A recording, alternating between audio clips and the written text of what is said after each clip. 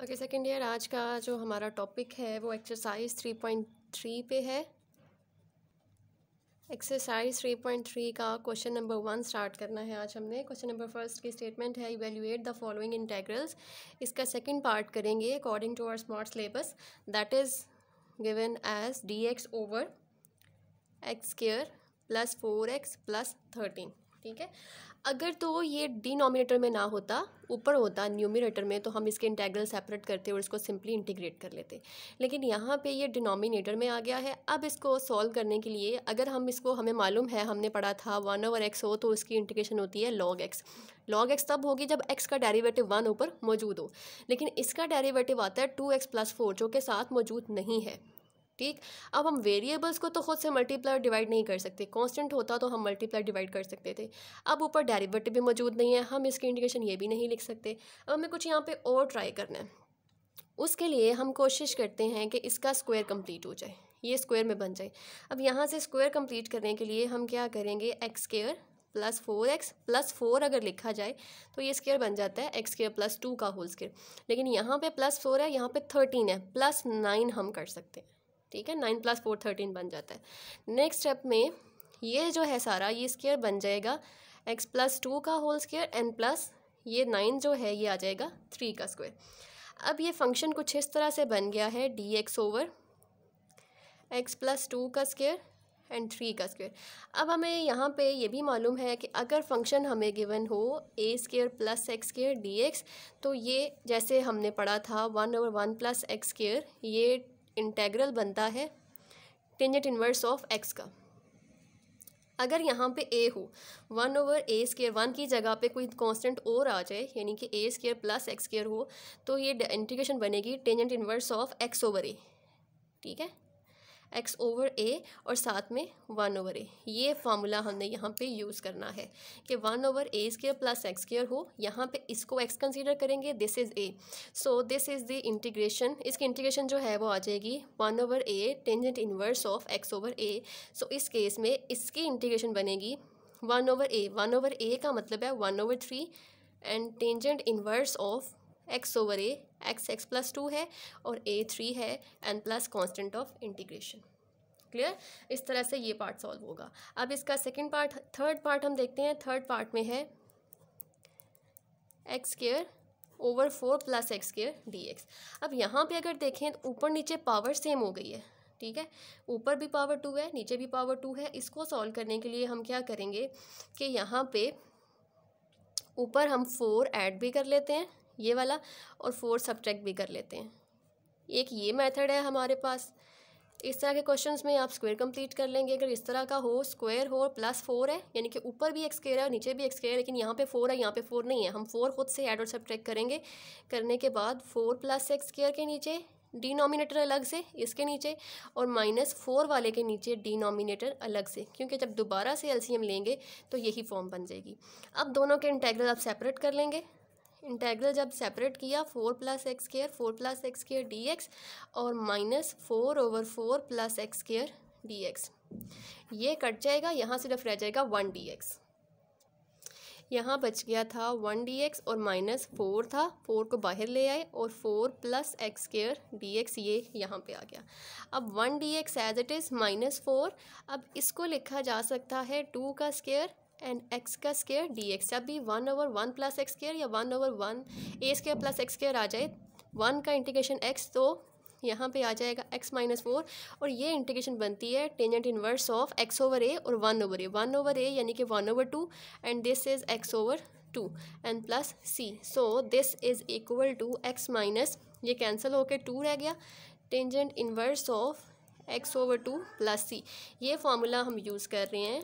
अगर इस तरह से होगा तो इसकी इंटीग्रेशन आएगी टेंजेंट इन्वर्स ऑफ x। अगर यहाँ पे a square plus X square होगा, यानी कि 1 की जगह पे a स्क्वायर आ जाए, तो उसके लिए फार्मूला इंटीग्रेशन आएगी 1/a और tangent inverse of x over a।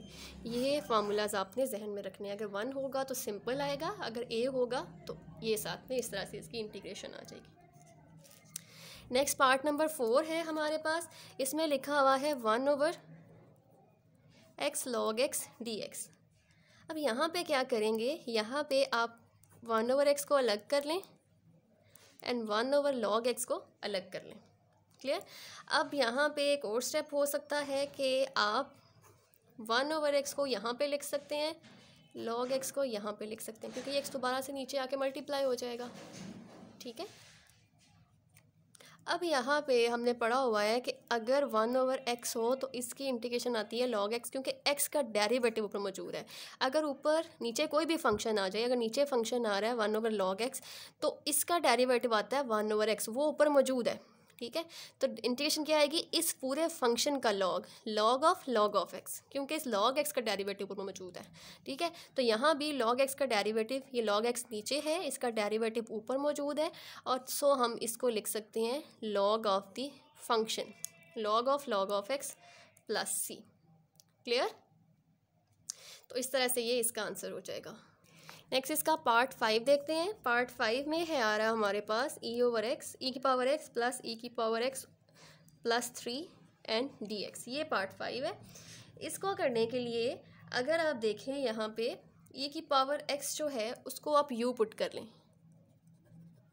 उसको अगर u पुट किया तो ये आ जाएगा u/u प्लस 3। जब आप पुट करते हैं e/x को u पुट किया है, तो आपने जो लिमिट्स है वो भी, ये dx को भी चेंज करना है। अभी हम ये वाला प्रोसीजर नहीं करते। पार्ट 5 जो है सिंपल वे से ही करते हैं, सब्स्टिट्यूशन में आपको बाद में सिखाऊंगी। ठीक है। ये dx लिखा हुआ है। अब ये नीचे जो पूरा फंक्शन है इसका डेरिवेटिव क्या बनता है, e/x प्लस 3 का डेरिवेटिव अगर लें तो e/x प्लस 0 यानी कि e/x, वो डेरिवेटिव सारे का सारा ऊपर मौजूद है। ठीक है। नीचे कोई भी फंक्शन है अगर उसका डेरिवेटिव ऊपर मौजूद हो तो उस फंक्शन की जो इंटीग्रेशन है वो सिंपल लॉग के साथ आ जाती है।